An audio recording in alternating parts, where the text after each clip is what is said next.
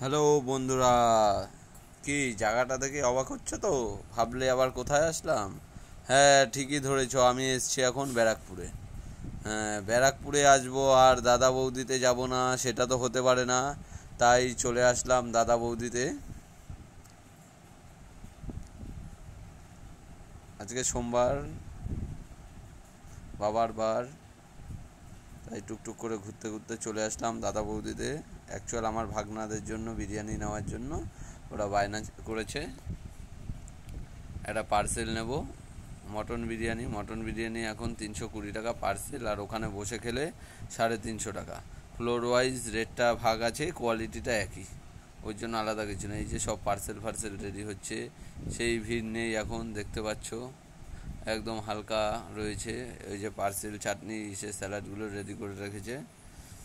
যে আমরা গেলাম, এই যে বিরিয়ানি রেডি হয়েছে, দেখো কালারটা দেখতে পাচ্ছ, কালার আর স্ট্রাকচারটা একদম অসাধারণ লাগছে।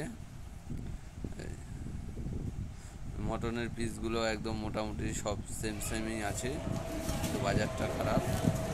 এই যে এইবার আমরা এই যে দাদা বৌদির বিরিয়ানি, মোটামুটি বাঙালির ক্রেজ দাদা বৌদি বিরিয়ানি মানেই সবাই এক কথায় দাদা বৌদিকেই বোঝে। এখন আমরা আনবক্সিংয়ের পালা চলছে বিরিয়ানিটা।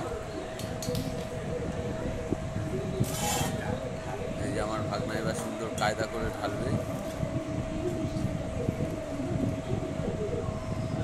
এই দেখো সুন্দর করে ঢেলে দিল, একদম ঝরে পড়ছে রাইস।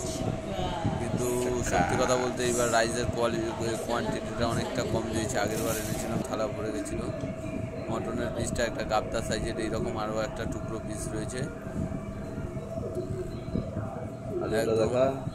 ওই যেমন মটন নিয়ে কোনো মটনের কোয়ালিটি আর আলু নিয়ে কোনো কথা হবে না দাদা বৌদির, কিন্তু বিরিয়ানিটা অতটা ভালো লাগেনি সত্যি কথা বলতে।